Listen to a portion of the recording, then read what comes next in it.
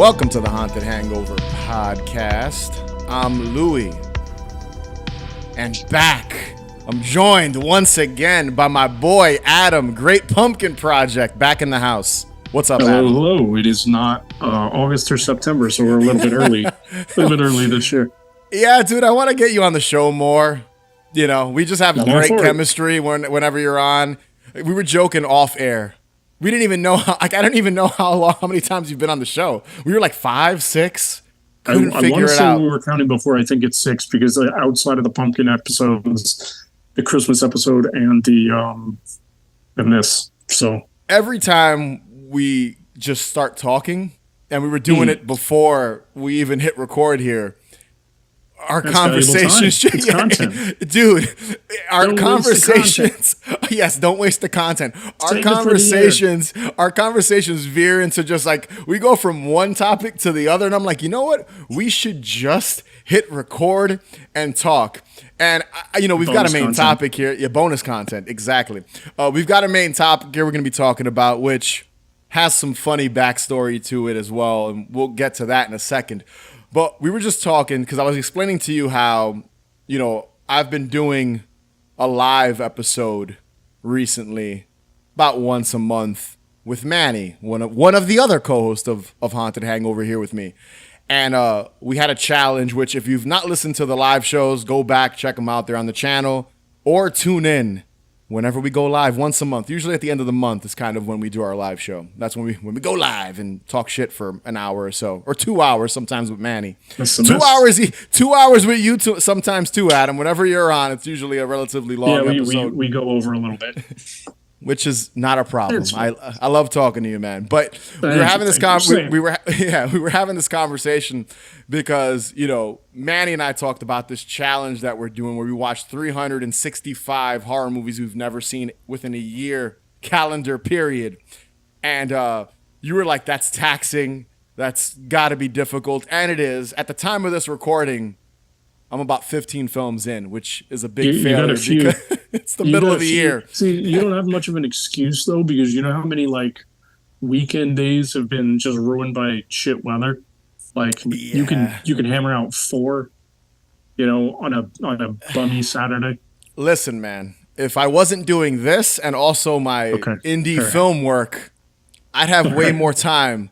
So it's like I do a lot of stuff, plus life stuff. So it's like, it's tricky. It sounds like an easy challenge. And I think Manny and I said this in one of our past live streams when we kind of talk about recently seen films, and we kind of lumped those movies into it. And we were talking about how, just at least for me, it's very difficult to sit there and just watch 3 movies. It's just not easy. Not your attention span, or just no, not even it's just I'm working on screenplays. I'm editing the show. I'm scheduling and producing all the Haunted Hangover stuff.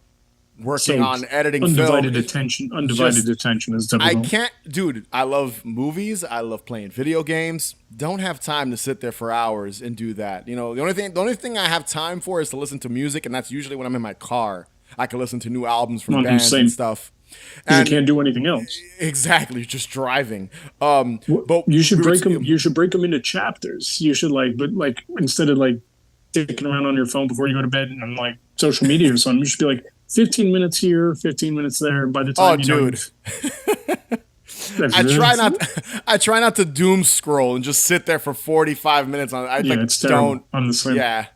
As soon as I see myself looking at my phone for more than 5 or 10 minutes, I'm like, all right, I throw it across the couch and I'm just like, I don't want to look at it. I'm trying to get away from that shit because it does waste a lot of time. So for me, it's like I could be watching.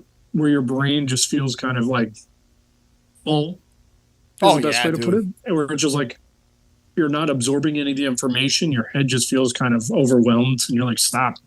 It's enough. The funny thing is 90% of the time I'm scrolling through shit that I don't even find interesting. The people. Yeah, that's true. No offense to the people I'm following, but some people I'm just like, all right, it's the same shit over and over again. Motivational quotes and commercials. Not even, dude. Even in the realm of Halloween and horror, it's the same shit. Can of worms, man. Can of worms. You're going to have to edit this. I'll leave it in. The same old Halloween commercial over and over again. The same. Dude, I've seen this. I'm not even going to repeat some of the episodes, or like not even episodes, but some of the stuff I've seen, like commercials and old holla, I see the same shit. It's regurgitated to the point where I don't even like. I just post when we have a new episode and joke around here and there and stuff like that with Haunted Hangover social media. But it's the same stuff. So I'm like, what am I even looking for? 90% of the time, I'm trying to see what my friends are doing, and that's really like people that I'm buddies with. Even you don't really go. Like, Great Pumpkin's really only active a certain time of the year. But So, see, we'll see. Little tease there. If I put something out at all, if I post a singular story or something, we're talking like between when I close up the account, informally, to when I actually started again. So let's just say beginning of November to late September, maybe I'll post 4 or 5 things in that span. Like, make sure it counts, but then it's like, you got to make them appreciate you. You have to make them miss you a little bit. So, when you see somebody little tease here and there. Right. Exactly. Put a seed in the pumpkin patch. And if you don't know about the Great Pumpkin Project and Adam, I'm not going to make him repeat himself here because he's done it several times. So go follow him. Pretty easy to find on Instagram. So go follow it. Carve a pumpkin. Put it somewhere it's not supposed to be. Put a tag on it. Take a picture. Send it to Instagram. Yeah. There we go. I'm sure we'll get into it closer to the Halloween season officially. So, but now, to focus on our favorite Halloween scenes from non-Halloween movies, this was for you, Adam, quite the task. It was not easy, right? Yeah. No. It's funny. And mentioned, in doing the pumpkin thing for 4 years, everybody gets 2 or 3 picks, and we're well over a reasonable amount of picks. So it kind of slims down. Like, oh god, I got to make sure I'm checking throughout the year to what makes sense. But this was like, oh, okay, this should be easy. And then you made the comment of like, it can be a Halloween episode. So immediately the pickings get slimmer. And you have to resort to the internet, right? Yeah. Like one of my picks is something off the top of my head that, in my opinion, is classic as it's going to get. But the other stuff, I'm like, okay, Google, tell me whatever. And I came across some good stuff. I came across some old stuff, but yeah, it took some burying. It definitely wasn't like, oh, I've got my picks right away type of thing at all. The criteria for these episodes, for the favorite Halloween scenes from non-Halloween movies, basically is this. The subject matter, the film, the TV show, the commercial, whatever it is, usually it's movies, especially when it comes to my picks, I tend to lean more towards film. The movie or the subject matter can't be a Halloween movie. So something like, you can't pick a scene from Night of the Demons, because technically, that entire film is a Halloween film. You can't pick a scene from Trick or Treat. That's a Halloween movie. You can't pick from a Halloween special, because technically that TV episode, the entire 30 minutes is Halloween. I think that would be cheating. It's kind of like you got to pick something that otherwise is not really a Halloween themed film, that Halloween is not the focus. Characters aren't running around for 90 minutes in costumes with jack-o'-lanterns in the background. That would be cheating. So for me, it's like, that's what makes this more fun. And even with you and I discussing this back and forth, and this is the first time you take part in one of these episodes, I had to hit you with a lot of disappointment because some of the more obvious choices we had already done. Sure. Yeah. I think the last time we did this, I even called it I picked 2 very basic bitch picks to kind of get them out of the way so that in the future when we do this, it becomes more challenging. And I think that's the fun in it, in all honesty. No, because you're finding stuff you didn't know existed. Yeah.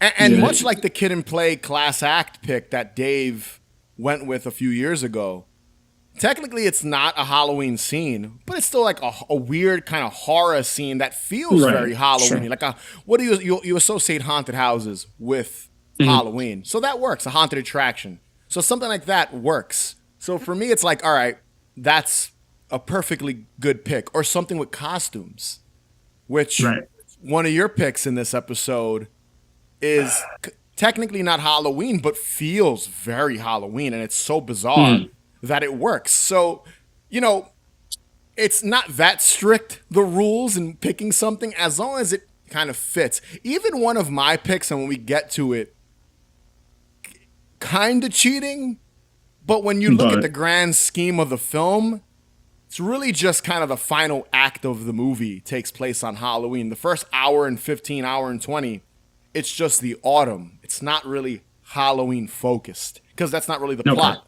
Halloween doesn't drive the plot in any way.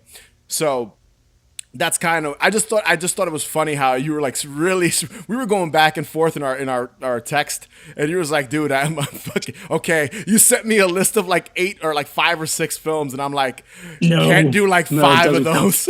Yeah. So I get it, dude, and that's the fun. Like I said, that's kind of where in my eyes, that's the cool, like looking for like really deep cut or offshoot stuff. So I even went to racking my brain for movies that go through definitive seasons. Yeah. Like movies, like I guess like a movie where somebody has a kid or whatever. The one movie I ended up in like, oh, that has to have something random as hell is Marley and Me. Oh yeah. Right? Now I don't know if you've seen Marley and Me, and if anybody who has seen Marley and Me probably has only seen it once, because if you like animals or dogs at all, it's the most gut wrenching. Yeah, it's what the I've most heard. Gut wrenching thing. Yeah. And I'm like, oh, but they go through the seasons where he's a puppy and all this stuff. Like looked for that. Nope, didn't exist. Even like romantic movies, there's like 500 Days of Summer that had nothing. So I went into these avenues of like, okay. Usually something to indicate fall is like, oh, here's a trick or treat scene. No luck there either. So, I mean, I'm happy to come out of this with 3 good picks, but it wasn't like instant light bulb goes off and we're picking this. So, and I don't mind helping people out. Appreciate it. I've got a document on my phone in my notes. I am always on. So whenever I'm watching TV or movies. If I see stuff and I'm like, that takes place on Halloween, or, you know, our iconic jack-o'-lantern episode that we do every year, it's coming up. And I know it's going to be a struggle for you guys. I've got some stuff in the pocket, but I'm always willing to give up one of my picks because I'm always on, man. You're so charitable. Thank you. I'm so charitable. For the struggling part-timers of this is like, here. No, you're not a part-timer. And you know what? Speaking of that, you know what? You're not going to go first, Adam, in this episode because you've been on several times. You're no longer considered a guest. Who cares? You're one of the many personalities that are always on this show. So I'm going first in this episode, Adam. I'm sorry, man. I hope you're not disappointed this time around. All right, I'm logging off. See you. That's it. You quit. I no longer want to be on Haunted Hangover. Never again. Let me jump into my first favorite Halloween scene from a non-Halloween movie pick. Jack, there is nothing I could do about it. I convinced a man today to spend $11 million on one of my ideas. I gotta go. Besides, honey, there's gonna be other Halloweens, you know. I know there will be other Halloweens, but I'm thinking about this Halloween. I mean, Carolyn, these kids in a couple of years are going to outgrow this thing. Oh, really? You don't seem to have outgrown it, Jack. My first pick, definitely not a Halloween film. Some would say an 80s classic to an extent. Is it safe to say? Oh, yeah. I mean, it's been forever since I've seen it, but it comes up in conversation a lot with like standard 80s films. Yeah, I think a lot of people remember it for a certain actor kind of being his first big role as a lead in a film. And that's the 1983 movie, Mr. Mom. Even you, when I mentioned this movie, you were like, dude, I have not watched that in 20 a long years. Time. They used to sell it. It was part of a McDonald's Happy Meal once. There you go. I did not know that. You could get the VHS of Mr. Mom. It's like, not Happy Meal, but you bought like a combo, and it's like you got Mr. Mom, or I forget what the other ones is. It might be worth looking up, but yeah, McDonald's sold it to you. I remember Pizza Hut did that with the original Ninja Turtles movie. They did the same thing. It's like you get to order a pie and then get a copy of Ninja Turtles with it. So that was a thing at one point. The Coming Out of Our Shells tour. Oh yeah, can't forget that one. That gem, that fucking. I have it on cassette still. So do I. Somewhere there are some bangers in that performance. Yes, exactly. But yes, back to Mr. Mom. So there's a scene in this movie, and I'm calling it the disappointing Halloween scene. Now, if you're not, it's a disappointing Halloween, basically, is what happens in this scene. And I'm going to get into the scene. But if you're not familiar with Mr. Mom, again, 1983, comedy, starring my boy Michael Keaton. I'm a big Michael Keaton fan. Michael Keaton I was watching Clean and Sober the other day from 1988. Another great Michael Keaton movie where he's a drug addict. Great dramatic performance. Dude's a solid actor. I've always been a fan of Michael Keaton. Favorite Batman, too, if I'm being honest. So, Adam doesn't agree with me. I mean, it's not like anybody stands out better, but it's always weird to think of Michael Keaton as a superhero in general, because I just don't. He's almost too average. But that's what I love about him, man. Yeah, I get it. He's like a regular dude. Like he's just this skinny dude. Let's get nuts. Exactly. He's just such a unique actor. And it's funny because when you watch Mr. Mom, you see those little crumbs of crazy, eccentric Michael Keaton performance popping out here and there. You know, Beetlejuice, obviously, everyone fucking loves Beetlejuice. If you listen to Haunted Hangover, there's a 99% chance you love Beetlejuice. I, for one, am quite excited for the new movie coming out very soon. Good. It does. It looks like a lot of fun. I'm not going to say it's going to be this mind-blowing thing. As long as it's fun, that's all I care about. Yeah. But I love Michael Keaton. This also stars Terry Garr, which she's great too. I don't know if you're from Young Frankenstein. She was also in one of my favorite movies, non-horror, After Hours. She was in that as well. She's the girl he meets, and she has rats in her apartment. Dude, After Hours, one of the best probably the best, my favorite Martin Scorsese movie. Not horror, so yeah, watch it. Very good. Terry Garr's in that. But basically, Mr. Mom, the movie is about an engineer played by Michael Keaton. I think his name is Jack, if I remember correctly. Basically, he loses his job and decides to be a stay-at-home dad. Terry Garr, it's very, very 1980s. I will admit, the whole like role reversal thing here, very of the time. It's a bit dated in 2024. But yeah, his wife, Terry Garr, decides to go back to work as an advertising agent. And the movie focuses on Michael Keaton's character being terrible at watching his kids, taking them to school. That's where a lot of the comedy, like that's where they lay it in. Like him struggling to make the kids breakfast, take them to school, you know, get them to their softball game. That's domesticated things that men shouldn't have such a problem doing. Exactly. It's very dated, like I said. It's not. Yeah. This is a movie that would only get made in 1983. Like they would not be making this movie now. Sure. And that's basically what the movie's about. And then what ends up happening is Terry Garr, the wife, she gets so busy with her job as an advertising marketing agent that she's not home enough. So that's kind of where their relationship starts to, you know, go downhill because she's always busy. She's not there to see the kids grow up. She's not there to be a wife. And Michael Keaton's not happy about it. So there are a lot of dramatic moments. Now, that leads me to the Halloween scene. So we've got Michael Keaton, you know, he's dealing, again, with the wife's busy schedule. She has to go to LA, I believe, for this special presentation she's got to do. Yes, she's got like a limousine waiting in front of the house to take her to the airport. She's wearing shoulder pads too. Listen, man, Terry Garr was a babe, respectfully, in the 80s. She was. Young Frankenstein, she was. She looks great. But yeah, she's got to go to LA. She's got the limo outside with her sleazy kind of coworker there. That's her partner and all this stuff, who wants to bang her and is hitting on her and all this stuff.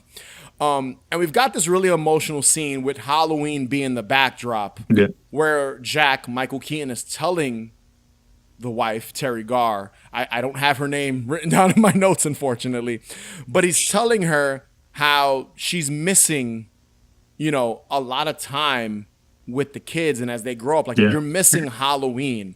And there's some great dialogue where, and I'm going to get into some more details about the Halloween aesthetic in the scene itself, but there's a great piece of dialogue where, he tells her the kids are going to outgrow this. And she tells him, you don't seem to have outgrown it. And as he's dressed up in his costume, and he admits, like all of us who love Halloween, now as full-grown adults, it's a great line. Just he's like, yeah, I love Halloween. And she says she loves Halloween too, but she's so busy with work.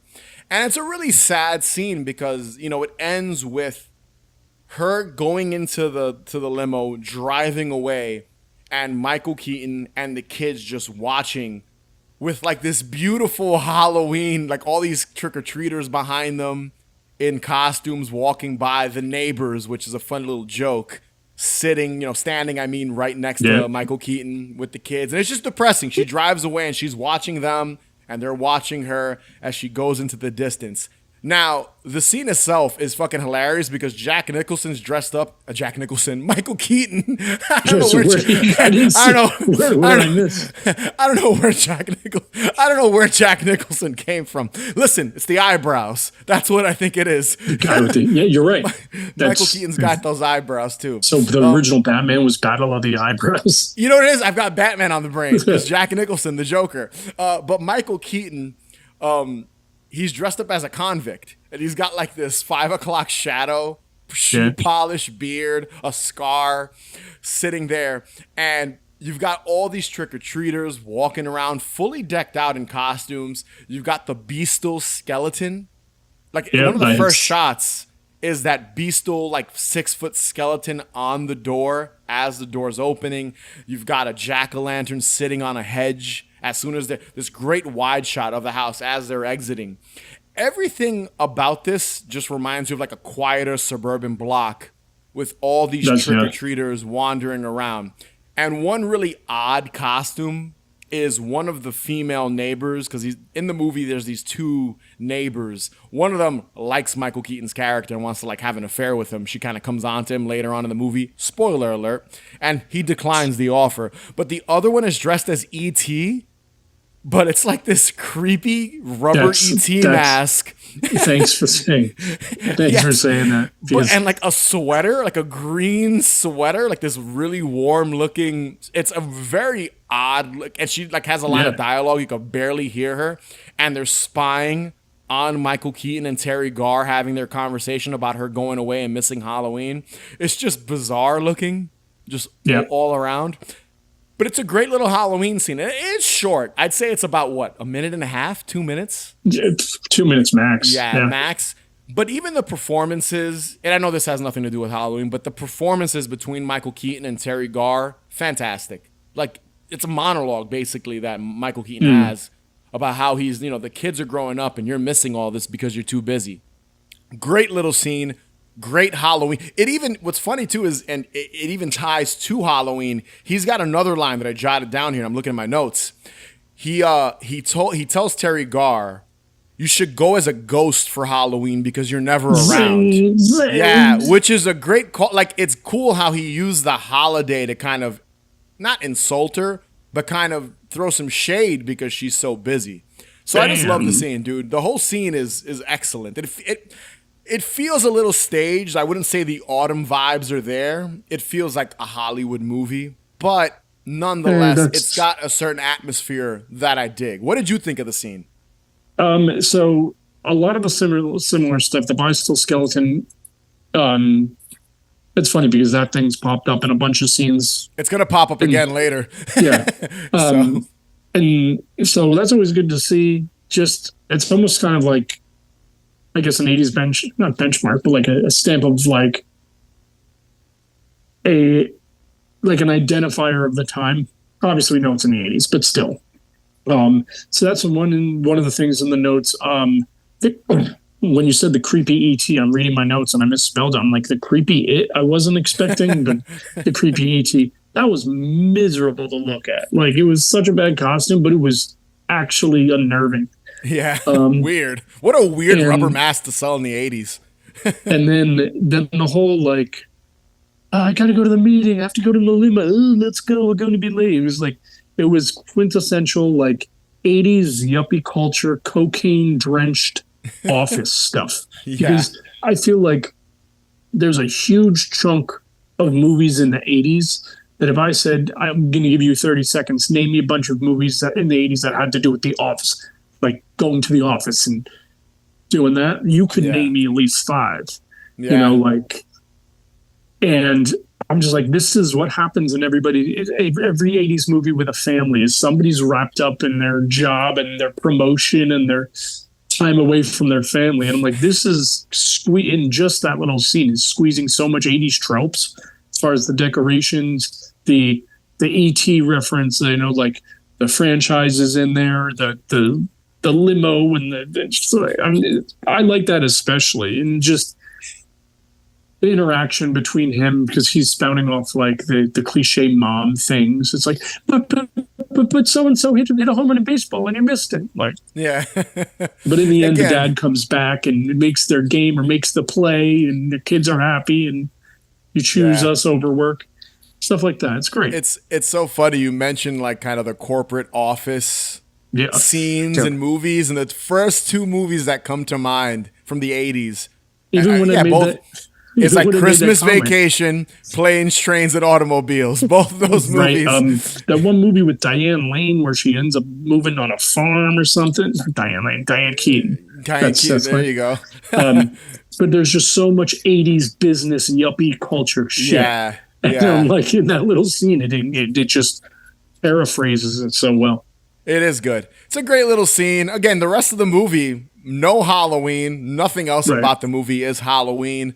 But the one scene to me is just a great, you know, and I'm sure most people that listen to the show are probably like, yes, you know, either they forgot about this scene because it's so short, or it's just, you know, it's maybe if you're a huge 80s film fan, which I'm sure most of the listeners are, you're probably like, Mr. Mom, yes, that's a great Halloween scene. Just kind of how it plays into the rest of the film. So good little scene, great Halloween vibes.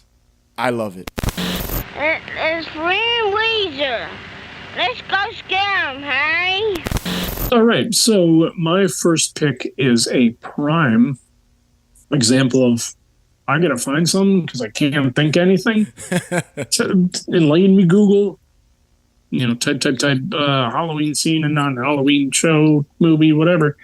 And I came across a episode of The Little Rascals. So here's a few tidbits about this episode. The episode is from 1929. So at this point, it's 95 years old. And part of me was thinking, like, oh, there's audio here. Part of me expected it to be silent. The episode is called Bouncing Babies. All right.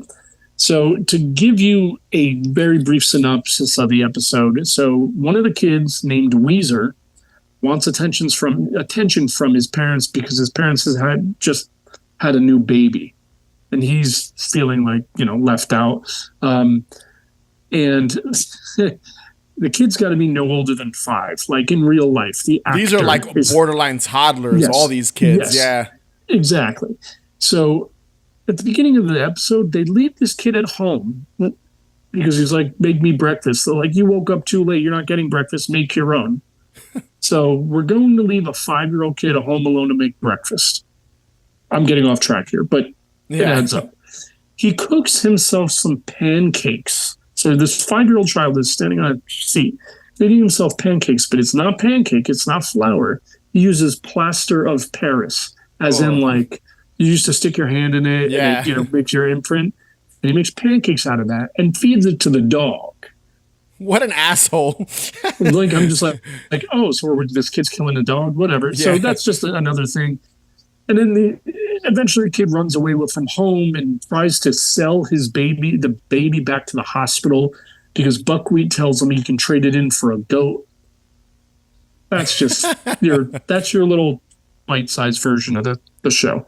But at about 12 minutes, 52 seconds into the clip, if you go look it up on YouTube, him and Buckwheat are sitting on a bench, and for whatever reason, 4 of the other little rascals are dressed in really vintage, obviously 1929, Halloween costumes. Now, these kind of costumes are very similar to what you see in like the older pictures you see popping up, you know, on Instagram stuff now, like very just, to be honest, they look a little newer than you would expect for 1929. Yeah. They look like older Ben Coopers, like the skeleton has a suit that has bones and there's the vacuform masks.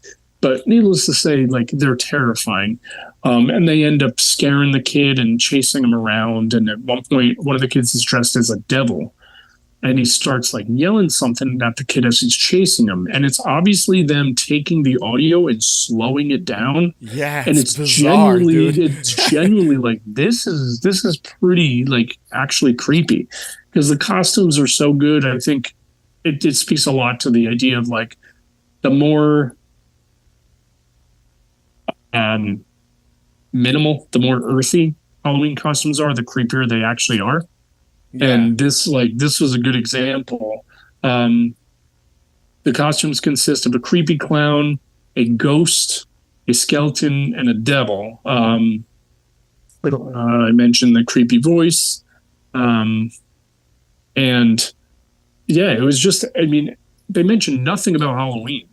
Like, for all we know, these kids have been just running around in these costumes just because, and they scare the kid and so on. And that's it. Like, that happens and it's done. I mean, in the end, the baby ends up hitting the little kid with a hammer, which was weird. And another random... 1929 was a very different, wild time, dude. There's even a disclaimer in the beginning of this episode. Oh, it's so weird. Like, it's 20 minutes, so I watched the whole thing because I wanted to make sure I had context. You know, in the Halloween scene is so short. Yeah. But when watching this, I'm like, this is kind of like, at one point the 5-year-old's crossing the street, pushing a baby crib. Like, it just, like, maybe that was the gag with the little rascals. Yeah. I don't know, but I'm like, this is some irresponsible parenting. I was looking like I think these costumes predate Ben Cooper. Like, I think these are easily. Yeah, because I think Ben Cooper was like the 50s or 60s. 50s. I think yeah. So I'm like, I wonder what companies in 1929. I tried to find, I'm like, okay, just looking up random things. I hope somebody would say the costumes were made by so and so, because they're not like the paper mache mask, and vinyl, like the vinyl suit with like the plastic they obviously vacuum match. form, like you said. And even the design is similar to Ben Cooper. It's not far off. Weird. Another odd little tidbit I found out is that episode was filmed 17 days before the Great Depression started. Wow. Whoa. It's like, yeah. So that in itself was kind of like, 17 days, everybody would be out of work. But it's super, super cool costumes. I mean, if you get a chance, look the episode up, or at least look at a still photo from it. You'll get the idea. But like I said, a little more quality than I expected, considering when you see those older Halloween pictures, it's like Halloween 1933. Mm-hmm. It's older than that, and you're looking at kids who made stuff, homemade. Yeah, and it's weird. I wonder what Halloween, like, I can't imagine what Halloween was like in 1929. There's a book called Haunted Hangover, if you can find it, and it's basically just a picture book of all these, like, horrific, like, homemade things from, like, has to be the 20s. And they're amazing. You've seen a lot of the pictures just floating around online, but to me, it was like, this looks a little more updated. Either way, still old, still creepy, and yeah, it's a cool scene. Good pick, man. Very deep cut. I dug it. It's very eerie, and I might be using that short clip in something this Halloween season. So, got to stay tuned for that in the future. That was a good one, man. I enjoyed discovering this one because I had no idea it existed. You're gonna open the door. There's not gonna be anyone there. Hey, Max, I'm back. Fuck me. So my next pick, very brief. This is a very, when I talk about brief scene, mere seconds, maybe a minute long, if that. I think it's shorter than the 30 seconds. Yeah, it's probably. shorter than the Mr. Mom one. Like it's not even like it barely counts as a scene. Right. But my next pick will make up for how short this one is, because I think my next pick it's about several scenes.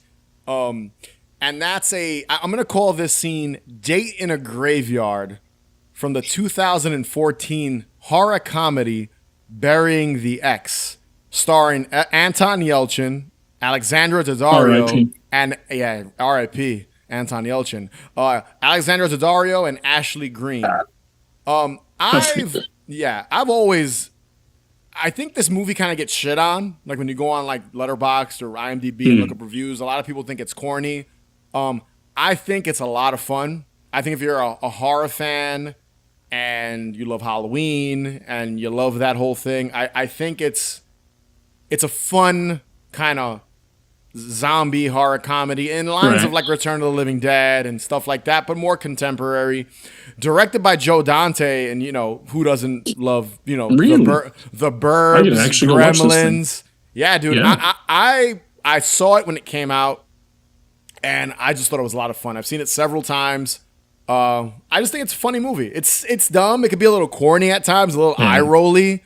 But for the most part, I think it's a pretty enjoyable, like 90 minutes, so I dig it. If you're not familiar with the movie, here's a kind of brief breakdown, recap of the film. You follow Max, Anton Yelchin, whose overbearing environmentalist girlfriend, Evelyn, played by Ashley Greene, is hit by a bus and killed.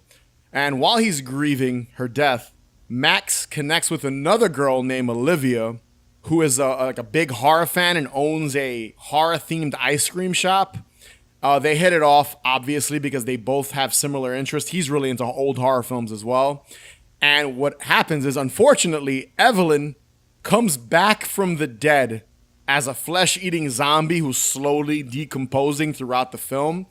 So he's got to now deal with his girlfriend, who he kind of had like a falling out with before she died, where, they were living together. She was in love with him, but he was going to break it off, but didn't get a chance to because she gets killed. And she still thinks the relationship's beautiful and that they can be together. And she doesn't realize she's a zombie. Little does she know he's kind of starting a new relationship with this girl who's actually his dream girl and who he wants to be with.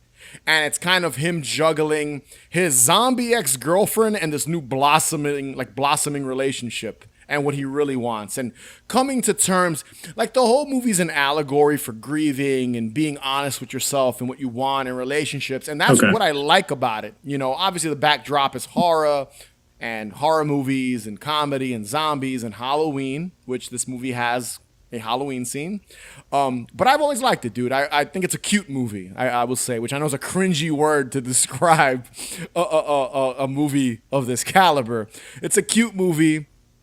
I'd recommend it. I always tell people, hey, watch Burying the Ex. If you want to watch like a horror comedy that you've never seen before, watch it, check it out. It's a good time. But there's a scene in the film where, again, very brief, almost blink and you'll miss it.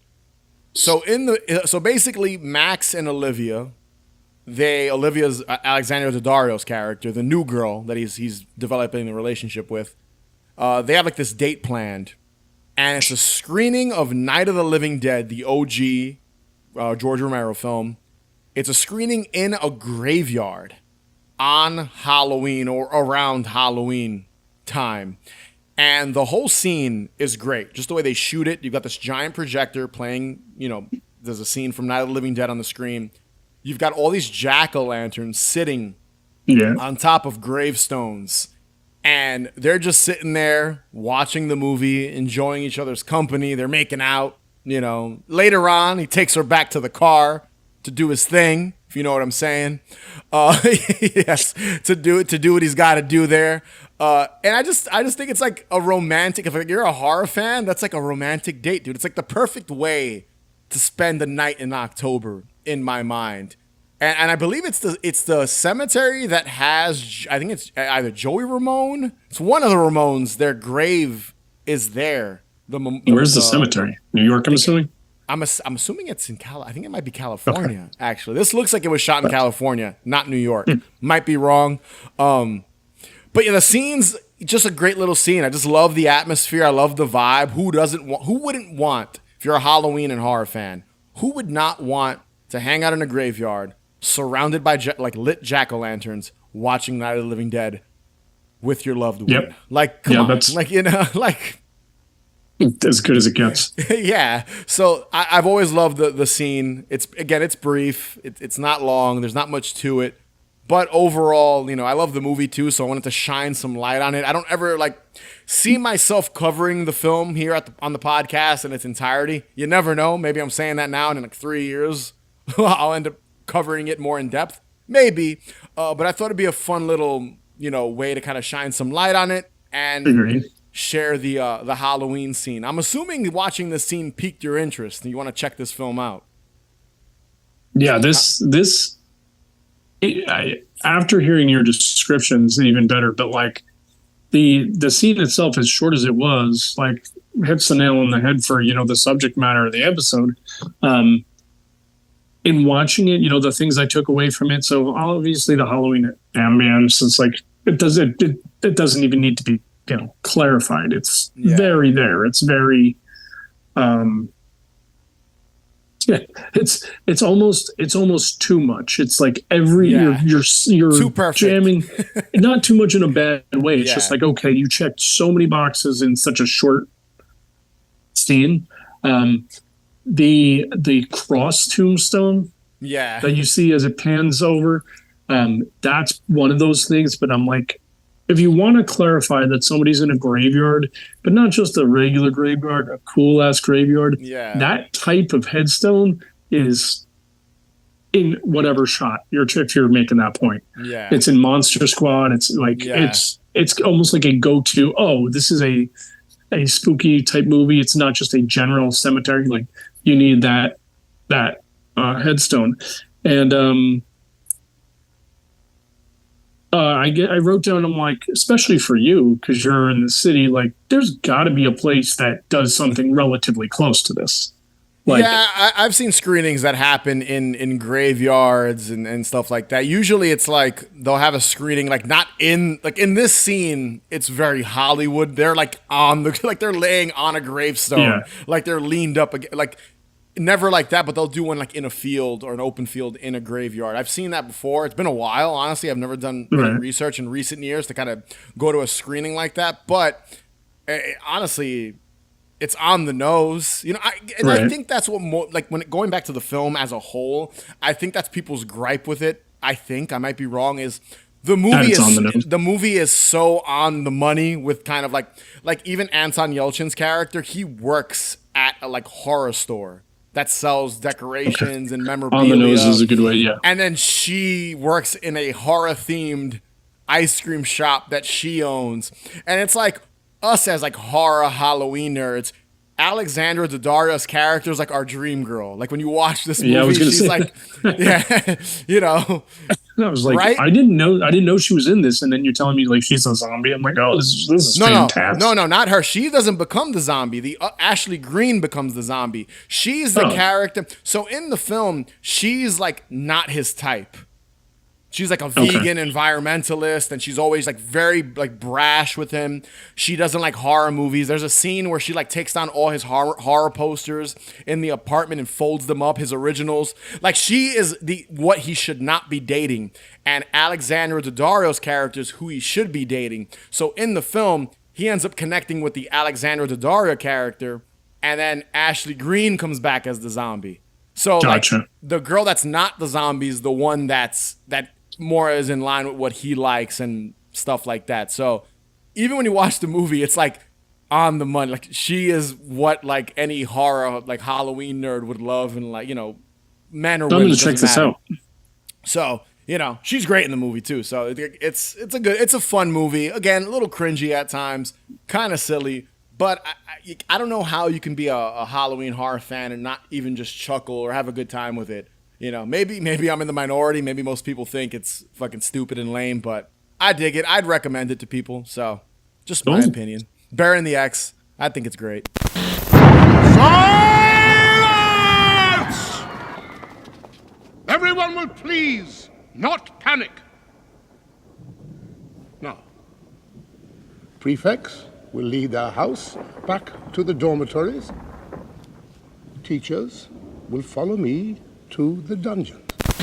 My next pick is, in my opinion, despite, I don't want to say lack of importance or just not, maybe it's a bit, out of age range or whatever, but we're talking as a singular visual and a scene probably no more than a minute long, is the Hogwarts Halloween feast theme from Harry Potter and the Sorcerer's Stone.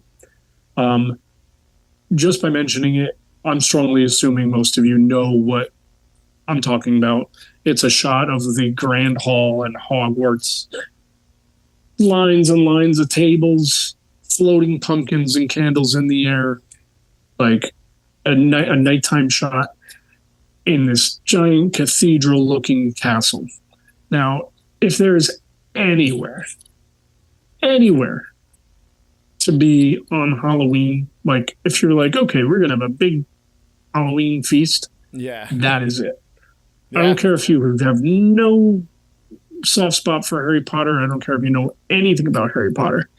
If you're a fan of the holiday, you owe it to yourself to watch a minute of that scene, and then you can just get to the long shot with the pumpkins floating and pause it and look at it, or pull the high-res picture up on Google and stare at it, because it's fucking amazing. Oh, it's excellent, dude. Visually, it's sick looking. Right. Like,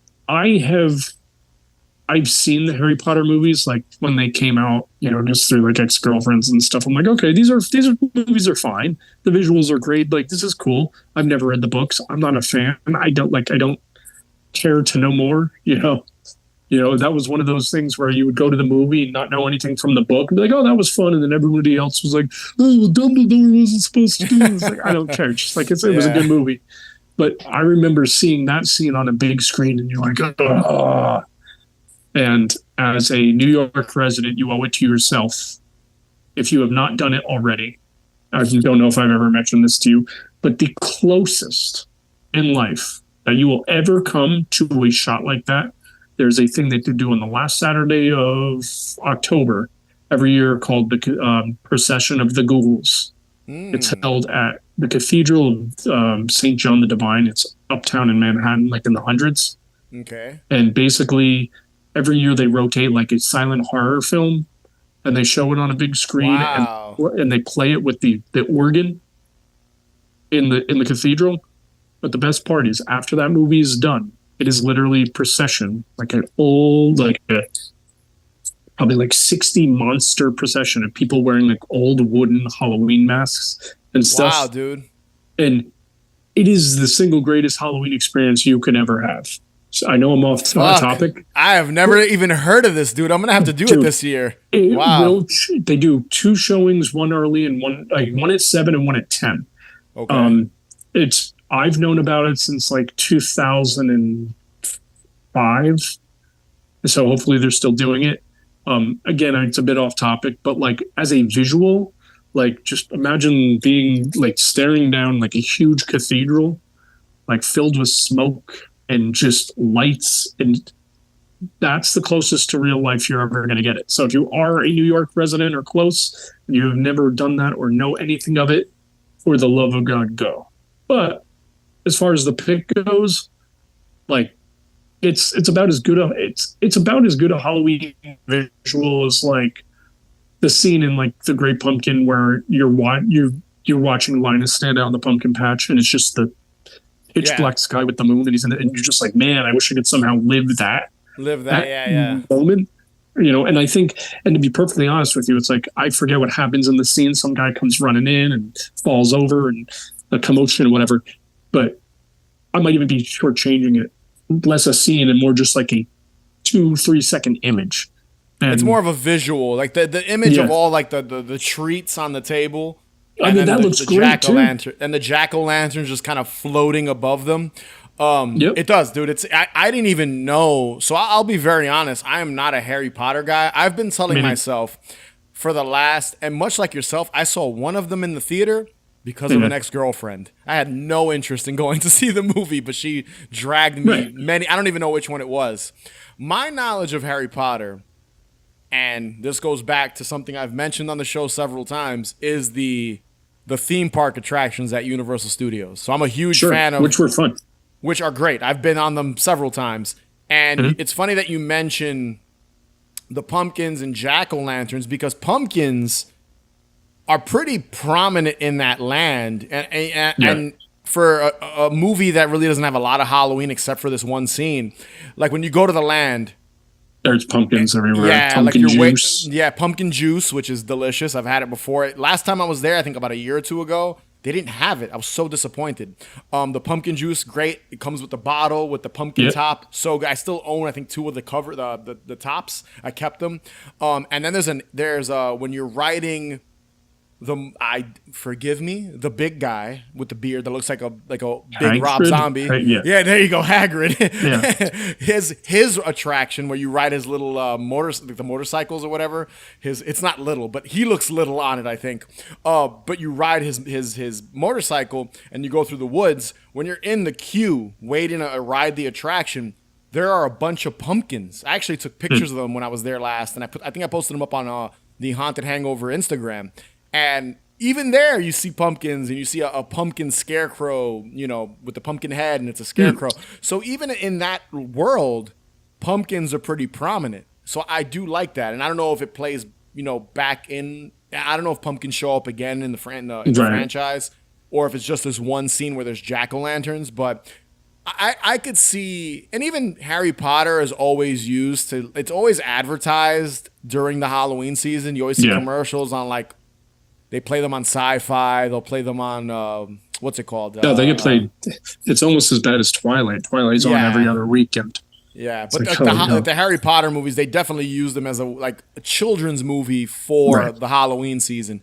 So I could see why. They also use them for Christmas as well. So it's like they kind of can use it for the holiday season. And I agree. This is a great scene. And I've been telling myself I'm going to go back and watch all the Harry Potters. I have not done it. I failed every time, but it's still something I kind of want to do because I love those attractions at Universal Studios so much. I was like, I have to watch these fucking movies, I had went to Universal when that, probably a year after it opened, so that second ride wasn't there, but and even not even being a big fan of the franchise, to just walk through that land that they build is mind-boggling. It's just holy hell, I remember because it's probably 90 degrees and it's cold. Yeah. It's where you're walking extra cold to where it's okay, it this snows is just an air conditioning. In one of the rooms, I think it snows. They've got the foam snowing, and the Harry Potter and the 2 other kids show up, and I'm just butchering Harry Potter right now. I don't know anyone's name. That's what. It's not like I'm coming on here as a purist, being oh well, in this here it technically shows up for 2 seconds in Prisoner of Azkaban, but I don't know. Yeah, all I know is it's a damn good picture.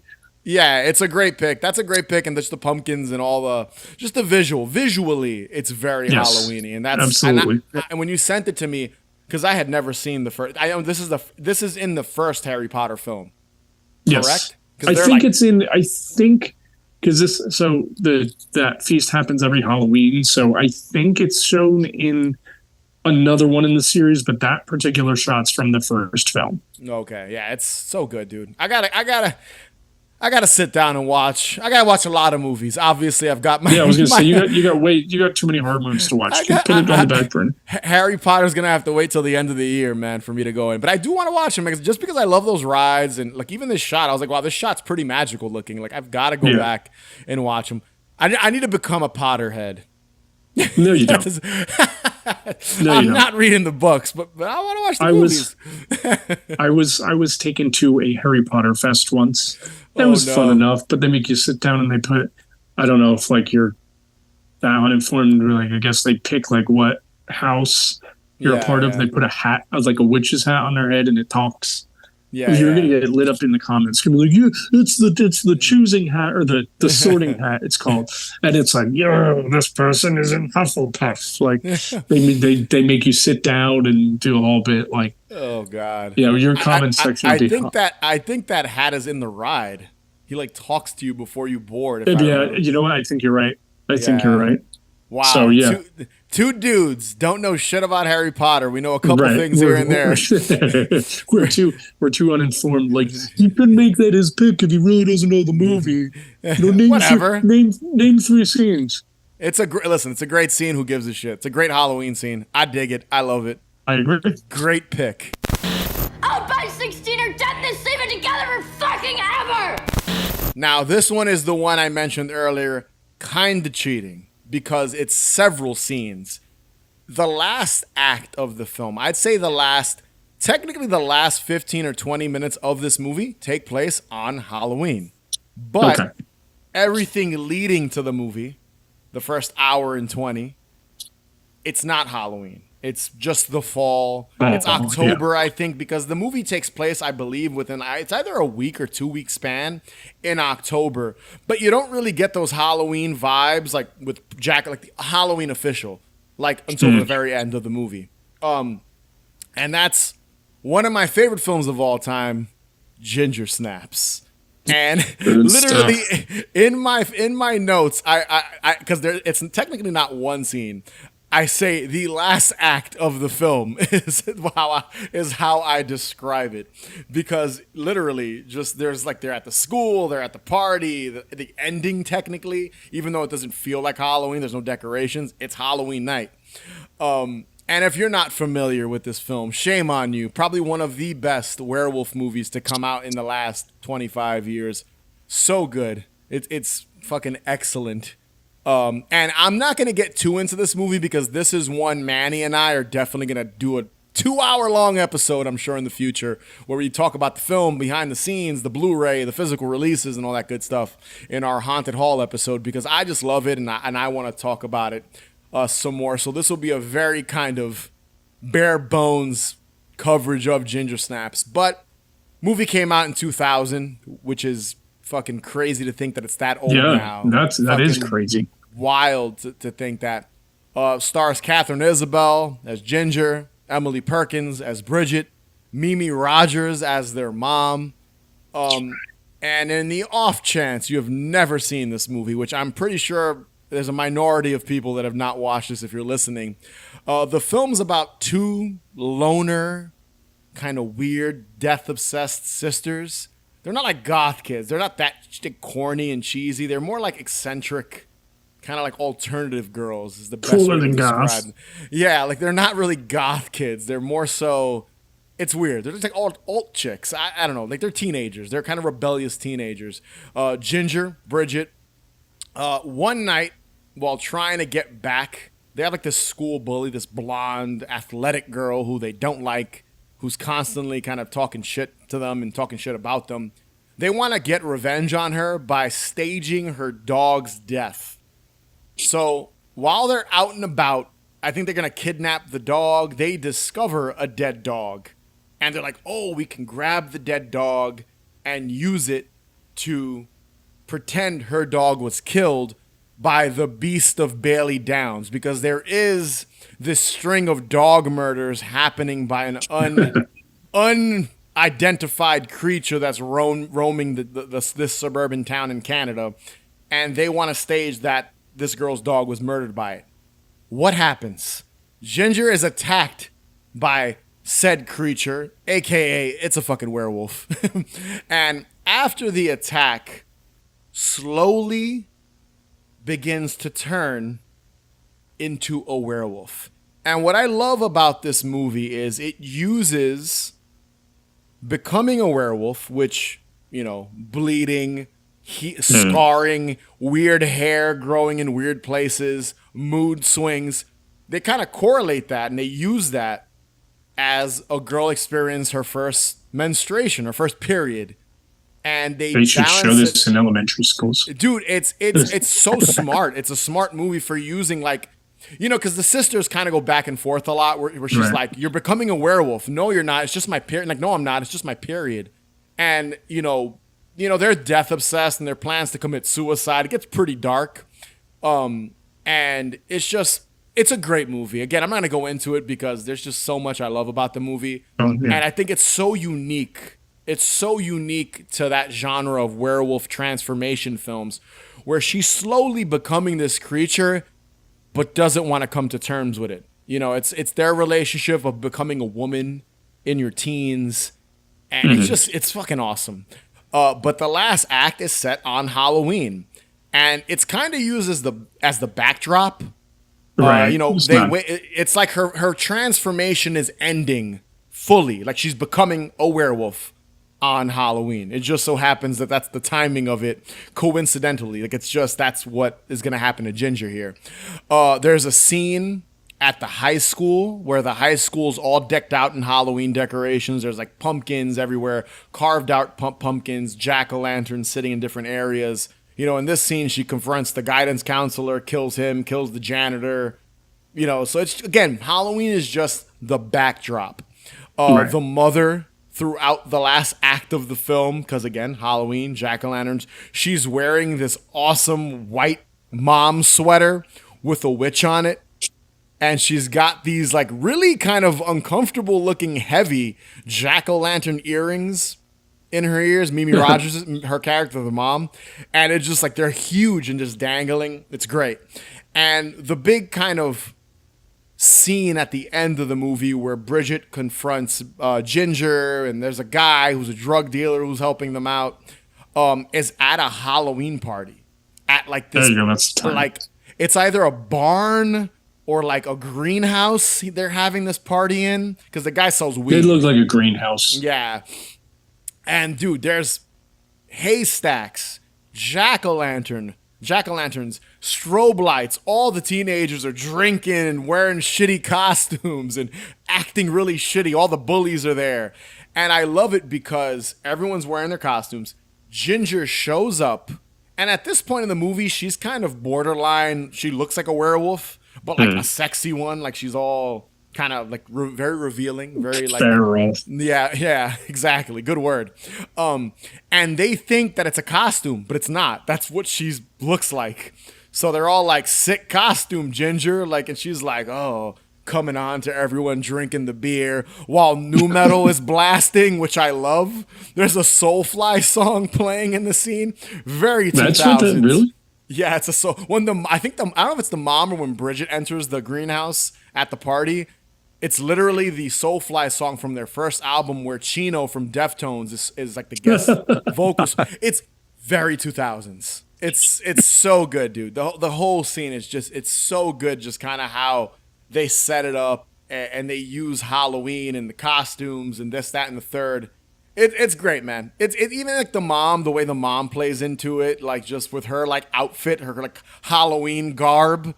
She's trying to like plan an escape with her two daughters because she knows they killed someone earlier in the movie, and it's great. I love it. I love Ginger Snaps. I can gush about this movie for 3 hours. I'm not gonna do this here because save that for a future episode of the podcast. For another episode. Dude, the whole movie feels cold and feels like the fall. Yeah. Even early on. Like the scene where Ginger gets bit and attacked by the werewolf. There's fall leaves. It feels, honestly, out of all these picks, it feels the most fall. Autumn. Yeah. And it's fucking great, dude. Ginger Snaps. Honestly, this movie's probably in my top 10 of all movies of all time. It's up there. Really? I love it so much. What did you think of the sequels? I like them. I'm a big fan of the second one. The third one, it was like a period piece. I forget. It's like medieval times or some shit. It's been a while since I've watched it, but I like it. I like the second one as a continuation, but it does feel a little detached at times. It goes a different direction, but Ginger's still in it. Bridget is like the main character. And anyone that has never seen Ginger Snaps, highly recommend it. If you love Halloween, if you love horror, if you love... I think it's one of the best werewolf movies. I put it up there with American Werewolf in London. I put it up there with The Wolfman with, Lon Chaney. Like, it's one of the best, where probably one of very few, like, just well-crafted stories that involves a werewolf. I love it, man. Yeah, and the soundtrack, sick. You got Glassjaw on there, Hate Breed, Cradle of Filth, Shadows Fall, Soulfly, Fear Factory. That is fantastic. I didn't realize it got that good of a treatment. Like, because when like everyone thinks 2000s metal soundtrack for horror movies like Freddy versus Jason and all that, and all like that's like the standard. I Know What You Did Last Summer's type stuff. Yeah. But like, I'm surprised that, because for the movie isn't the most remembered movie. No, and it's like not. that soundtrack, that's a ridiculous lineup, at least for me. Yeah, dude, it's a great soundtrack. Like, most of the songs are fucking awesome. It's because Roadrunner released it, so it's like when Roadrunner was. That's Roadrunner did Freddy versus Jason. Yeah. Roadrunner did. And people forget how big some bands got off of like soundtrack stuff. Killswitch got pretty big off of the Freddy versus Jason soundtrack. And so did El Nino. El Nino. Haven't heard them, like, thought of them in a while. Listen, man, El Nino's first two albums are sick, man. Those first two albums are fucking amazing. My friend interned for Roadrunner, so we got a lot of free stuff. We got a lot of like early releases and stuff. We got to go. I don't know if you're familiar with Roadrunner United. That it was like a show that they did at Nokia Theater at the time. There was an album like too, I think, 2000 something. We got to go. Yeah, there's an album. They just put out vinyl. There's a video.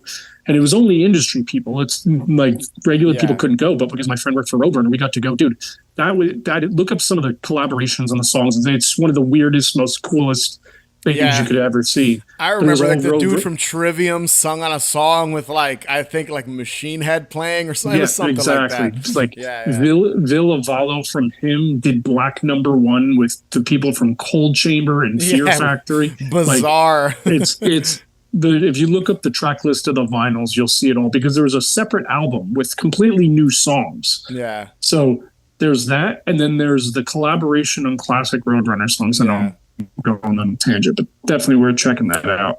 Listen, man, Ginger Snaps is a product of that time. And 100%. In all honesty, dude, the soundtrack being like, you can literally, when you watch the movie, you can hear Serbian Kiss from Glassjaw. And Glassjaw is one of my favorite bands, but you can hear the song in a scene. You can hear Soulfly. You can hear like the remixed Fear Factory song in a scene. So like, they actually used the music in the movie, much like Freddy vs. Jason did, which we did a Patreon episode covering Freddy vs. Jason, Chris and I, and we talked about the soundtrack, because that's probably the biggest. Listen, man, the early 2000s and late 90s had some cringy nu metal. I still say to this day, dude, some of that shit was fucking good. I don't give a fuck. Somebody posted something online. Ozfest 2004 was the greatest Ozfest because it was all those important, once you're over the nu metal hump thing, all those bands that came out, and it's a great lineup, and the soundtracks.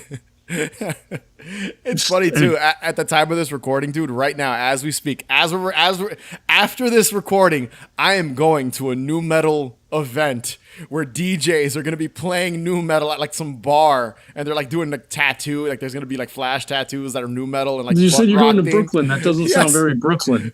Isn't that hilarious? Because nu metal and stuff is making a comeback. So I just find it funny how we're having this conversation, and after this recording, I'm going to an event that's embracing the corniness of the early 2000s nu metal movement. Play some American Head Charge. Yo, dude, that first American Head Charge album is pretty good. It's cheesy as fuck. OTEP. Oh god, OTEP. OTEP was okay. Un Loco or some dude, Un Loco is fucking Cold great. Chamber. Dude, Cold Chamber is fucking awesome too. Yeah, man, Ginger Snaps soundtrack as nu metal as it gets. I know we went off on a tangent there, but the last act of the film is very Halloween-y. It's excellent. It's a great Halloween scenes in a otherwise non-Halloween movie. So I want to throw in two film. What's up? Two notes. One, as we said off camera, the whole scene where she's trying to seduce that guy is a complete homage to the scene with Nancy and that one kid in the craft. It's the exact same thing. It's really good and stuff. Then second, the makeup she has on, what her face looks like, reminds me, unless I'm recalling it wrong, almost to a T, like the cat creatures in Sleepwalkers. Yeah, she looks more cat-ish at the end of the movie. Yeah. Like Do you remember, before she turns into a Sleepwalkers? dog. Yeah, I remember Sleepwalkers. Yeah, I remember vividly. What like the one dude is like it almost looks like a tiger guy, right? Yeah, if I remember exactly. It's like a lion, like not like a lion tiger dude. And then the Fugees stole the music from the movie. Yeah. You're right. The opening, the little melody the that plays. Yeah, Yep. they got sued for that, if I remember No, correctly. for real? Yeah. I think so. I think there was like some sort of lawsuit that happened with that. But yeah, she is very cat-like. But yeah, I can talk Ginger Snaps. I can talk shitty new metal for hours. We might have to come back. Yeah, at I'll them. dude. You want to do a music episode? I'm up for that too. We're doing a Patreon episode in the future. Halloween new metal talk. There you go. There you go. Coming soon here at Haunted Hangover. Wear your pants with too many dangly things on them for it. I definitely had a couple pairs of those. You know. I just thought we agreed that we dress alike, that's all. I mean, if I'd have known you were going to dress as a vampire. I'm not dressed like a vampire. I told you I couldn't get out and get a costume today. Well, the point is, I just feel silly dressed as Jill without Jack. Well, if anybody asks you, tell them Jack couldn't get it up after the fall. So with the assistance of Lou as a suggestion, because I was struggling, Once Bitten. I did not write the year down. 1985, I think? 85 is when this came out. So to start off, I didn't know Jim Carrey had a career that early. Like, yeah, dude. Had you said 89, I'd have been like, okay. You know, like you came across those movies, like those Adam Sandler movies before Adam Sandler was big that you would find at the video store and you're like, what is this? But like 85. So anyway, Jim Carrey is a vampire. that's where I'll go with it. Jim Carrey's a vampire. He goes to a school dance with his supposed love interest, gets into a sassy dance battle with a vampire lady and his love interest. Very, very, very 80s. This goes back to the Bystall stuff. Within 30 seconds of that scene, you check the box of almost every important Bystall, die cut decoration and stuff on there. Like they're walking into the dance. I'm like, there's that. You see the same skeleton from Mr. Mom. I was gonna say, yeah. You see it again in this scene. So that was there. It's almost their entire 80s catalog is on the walls of that school. It's very cliche in the 80s dance. Like this goes back to movies either had douchebag business people doing coke or a dance scene in a high school. And this was very much that. Jim Carrey is constantly asked he's a vampire. He's like, this isn't a costume. Yeah, so good. It's so good. That's my favorite. That's my favorite thing about the scene. So some context before we get into the scene we dive in a little deeper. So the whole plot of the movie is that vampire, the woman, who's like an older woman, that compared to them because they're technically teenagers in high school. So her name in the film is just the Countess. That's what she goes by, and she's played by Lauren Hutton. That's who plays her. Okay. And in the film, to stay young, she needs the blood of a virgin. So she needs to find the virgin. But in the 80s, all the high school kids were sluts, basically, and everyone's having sex. So she's struggling to find a virgin.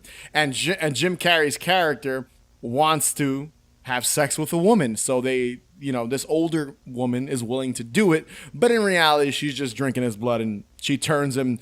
Much like Ginger Snaps, the whole film is him slowly turning into a vampire and not realizing it, and him having to basically overcome this and defeat the Countess to not become one. And his girlfriend. The dance battle. Yeah, the dance. And in that dance scene, it's the battle between his girlfriend, I believe her name is Robin in the movie. Karen Coppins plays her, and then the Countess, and they're kind of pulling him back and forth, which is fucking hysterical because Jim Carrey, he's really laying in that physical humor where he gyrates his body and moves around. It's fucking amazing. So what I put as one of the notes is, so this is before In Living Color. Yeah, Jim Carrey could have been a fly girl on In Living Color. The dude, like, he can dance, dude. Like, some people forget, like, Jim Carrey was strictly just like a stand-up comedian for a while. And you're like, it's obviously not a stunt double. It's Jim Carrey dancing, and it's on point. Yeah. You're like, where did this come from? Everybody looks terribly sweaty in that scene. Like, miserably sweaty. It must have been hot in that gymnasium when they shot like all these. I'm guessing. Oh god, they looked like it was miserable, or they must have done like 84 takes. Yeah, but they were drenched, which didn't do favors for the makeup, because the vampire makeup looked like they went to a CVS and bought like the $1.99, can't say Dracula, but like vampire count makeup kit, and it's like just the one circle of white and the applicator. He's all pale, like, and he looks, honestly, dude, Jim Carrey looks great in these scenes with like the slick back hair, the black suit. He's wearing like Converse and like the sunglasses. He looks cool. Like he looks like Peter Murphy or like Andrew Eldritch from like Sisters of Mercy, like full blown like 80s post punk, like Bauhaus, like what you would think of. You're right. In that, like that's what he looks like, literally like Andrew Eldritch from Sisters of Mercy. That's what he looks like in this scene. It's very Halloween spooky. Kind of gives off those vibes in that scene. So, like there's so much to love about the scene just because of the tropes and the way it looks. I have like the 80s franchise films were represented. There was Star Wars, there was Ghostbusters, and then, in costumes on the people. I went looking through the costumes. There was one guy with a blow up spider on his head. Somebody dressed as a lamp. Yeah. Just a lot of strange stuff in there too. They had a giant pumpkin face on the stage where the band was playing. A lot to look at. My favorite decoration, and I don't know if you noticed it, it's in a panning shot when they transition between two scenes. There's a witch dummy sitting on the basketball hoop. So good. So that just looks great. Like that's probably my favorite decoration in that scene. No, absolutely. I like the pumpkin face on the stage. I thought it was cool. So good. I was obviously, if you couldn't tell, I wasn't the school dance type. So like I went to my prom, but like it always gets me where it's like, okay, there's a crew of a bunch of like sophomores or something who go and like decorate this stuff. Like, does this happen in real high schools? Like, I live in suburban New Jersey. Does this happen in the city or something? Because every 80s movie, it's like, this would have taken weeks. You hired a professional crew. There's like orange and black streamers hanging from like the ceiling everywhere. The like round balls that you fold out that are orange. Like, it's very elaborate, kind of the way it feels like a movie. It feels like similar to the Ginger Snaps pick. How that feels like a staged. It's a movie, dude. At the end of the day, so it's so exaggerated. It's perfect Halloween high school party vibes.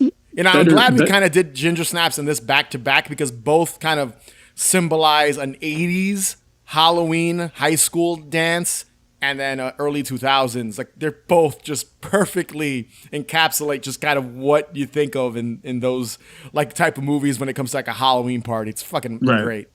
It's better than the Karate Kid Halloween dance. Oh, definitely. It looks better. This one's more underrated than which I covered the Karate Kid, I think, the last time we did this. This, to me, I like the Once Bitten Halloween party scene more than the Karate Kid one. Nothing will beat Cobra Kai's costumes. Like, the skeleton costumes are fucking the best, but this is definitely a better kind of, the set piece is better. I think the fact that you are a few episodes into doing this and it's causing me and you to X out the obvious choices, it definitely brings attention to something more obscure and more like, oh, okay, if you don't know it, go watch it.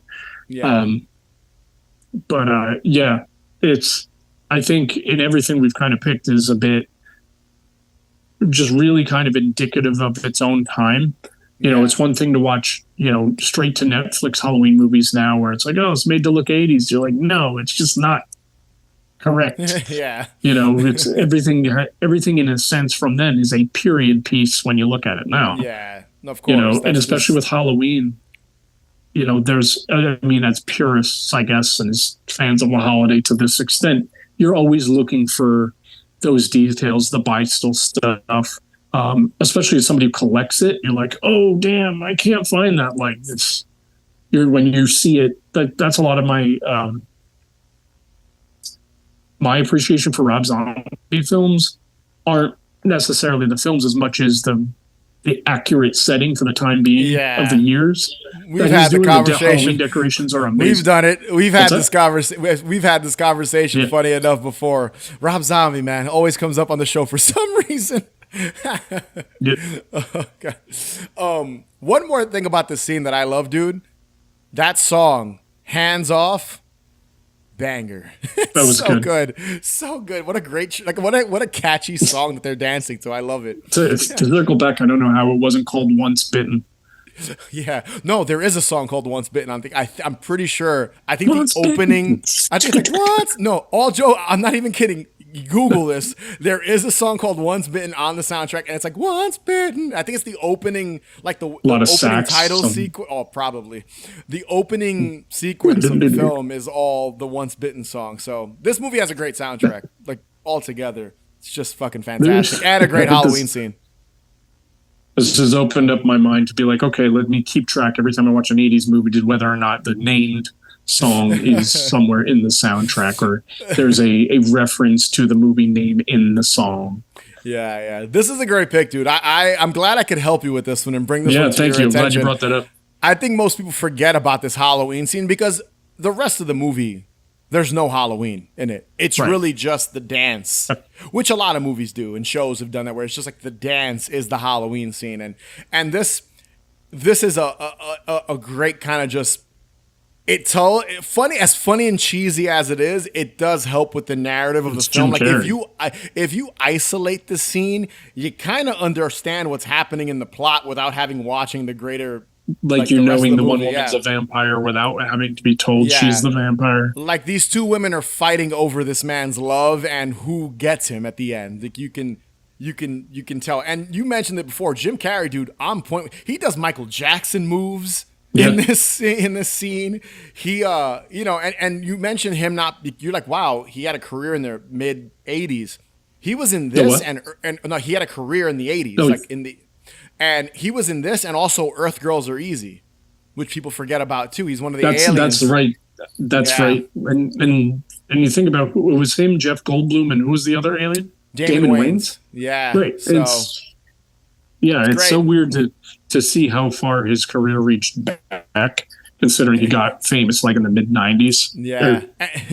Yeah. And it's funny too because Damon Wayans has a dance scene in Earth Girls Are Easy. So not Jim Carrey, Damon Wayans. Like early in their career before In Living Color, both of them were in like weird movies with dancing scenes where they have to dance. So both of them, man, they had moves, man.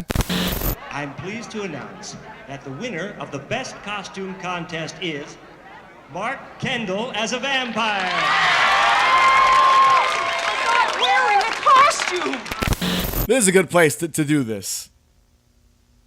We're gonna pick a pick from each of our selections here. Each one of us picked 3. Gonna start with you, Adam. All right, so I pick one from you picks. Yeah, out of my 3 picks, which one is your favorite? Which one are you going with? Which one fits? Which one gives off the Halloween vibes the most and is your favorite? It almost seems like a lobbed ball at this point, but Bury the X just for that 20 seconds. Wow. If we're going by, I mean, I guess like Mr. Mom was cool, but I'm like, if I relate to Mr. Mom was cool, but I was more enamored with the 80s-ness of it all. Ginger Snaps, I feel like it's not so much a scene. It's too long to be for the scene itself to be the show stealer.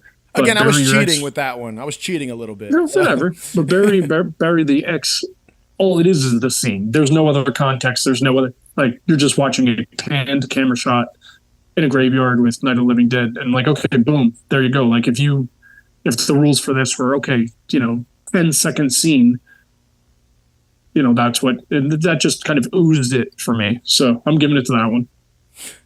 I'm surprised. I thought you'd go with Mr. Mom, if I'm being honest. I'm shocked. So I'm glad you didn't pick what I thought you'd go with. So that's good. It's a fair assessment of your it's a fair assessment of, like, out of my picks, that's probably the shortest and sweetest of scene. It's a scene. You know? Yeah, right on the nose. There's more to the other two, there's more to them than just like a couple of seconds. And I know me picking from your three, I think mine's obvious because of what I just said and us breaking down the last scene, but I have to go with the once bitten scene. I have to. Just because, dude. And that's kind of cheating too, because there's a lot more, there's more than one scene in that, like 10-minute section of the movie, but dude, it's so good. It's like 80s Halloween through and through. 80s cheese. You know, it's one of those things. Every box is checked. You know, all the decorations, the vibes it gives off. Was there a douchey sports car in that scene anywhere? Probably the opening shot when they get to the school. I'm sure there's one in there somewhere. A pickup truck. Yeah, yeah. I think they arrive in a pickup truck. Just everything about that scene, spot on, dude, for me. And I love that movie. I think it's fucking hysterical. It's just so silly. It's like Once Bitten and First Bit. Is it first bit? There's First Bit. My best friends. Love it. Once Bitten, my best bite. friends. No, there's Love at First Bite. Then there's Rockula. Then there's My Best Friend's a Vampire. All those. I don't know if you've ever seen My Best Friend's a Vampire. There's a lot. There's a lot of them. But like Once Bitten, My Best Friend's a Vampire. I'm more of a Once Bitten guy. I do love My Best Friend's a Vampire, and I like Rockula, even though that's fucking stupid in these like 80s teen vampire movies. But I just think Once Bitten has just kind of like the overall plot so silly, and then having like this Halloween set piece, so good, dude. That's why I'm going with it, and I helped you pick it. It's honestly, it was gonna be one of my picks in a future episode, but I was like, you can have it, so we can talk about it now because it is so good. Yeah, it was fantastic. I feel like the best ones are when you were jamming as much like Halloween into the shortest periods of time. So like the Once Bitten scene is a bit, a bit longer, but there's a shit ton of useful stuff in there. So it's literally like Halloween exploded in a gymnasium. That's what that scene is. Like it just a bomb went off and there's like pumpkins, streamers, jack-o'-lanterns, skeletons everywhere, and it's just costumes. Like it's perfect. Honestly, out of all the picks, it's probably the best one. The best Halloween party. I think the coolest visual would have to go to the Harry Potter scene. Just that visual, and probably Burying the X. Just visually, a short couple seconds, just ooze Halloween. Where like the Halloween parties, comparing the Ginger Snaps and the Once Bitten Halloween parties, Once Bitten's probably taking the cake just because of just the set decoration in those scenes. So good, dude. So good. I'm gonna watch Once Bitten again tonight. right after your death metal right after my new metal party, I'm gonna watch new metal. Sorry, my new metal party. I'm gonna go come home later and just watch Once Bitten. Get your Adidas on. My Adidas, my UFOs, and my Cold Chamber hockey jersey, ready to go. Cold Chamber hockey jersey. Oh Jesus! Wow, that's good. You didn't like do a little. That's it. Spiky things in your hair. Spiky braids. It's over. And my goggles. It's a wrap. You're gonna look like Seth Green. Oh no. If you were here, I was gonna suggest you go as a ghost. Because even when you're here, you're not here. So that was favorite Halloween scenes from non-Halloween movies, part 3. Adam, thank you for joining me. I knew this would be a blast, dude. I knew we would have fun and just talk about all kinds of craziness. Where can people find you and Great Pumpkin Project? It was a pleasure as always. Everyone can find me at Great Pumpkin Project on Instagram, if you don't already know. And greatpumpkinproject@gmail.com, or maybe it's I don't know, figure it out. No, I don't get email anyway. And then there's the website, thegreatpumpkinproject.com, which never gets updated until I put up new tags. So yeah, start on Instagram and click a link because I don't remember them apparently. And yeah, that's it. See you in August or September or whenever the next one of these is. So, yes, subscribe, follow us on Instagram, Twitter, TikTok at Haunted Hangover. Head over to hauntedhangover.com for links to everything, including our Patreon page, where you can get episodes early. And we're going to be releasing some more bonus stuff soon. I've got some ideas for this summer and closer to the spooky season. Some cool episodes. Adam, you're going to be featured in one of those. So when we get a little closer to it, people are going to know what I'm talking about. We're going to have you back on to talk all kinds of nonsense once again with me. So check out the Patreon page. Best way to support us right now. So if you do, it means a lot to me. And as always, remember, the best cure for a hangover is more booze. Catch you guys later.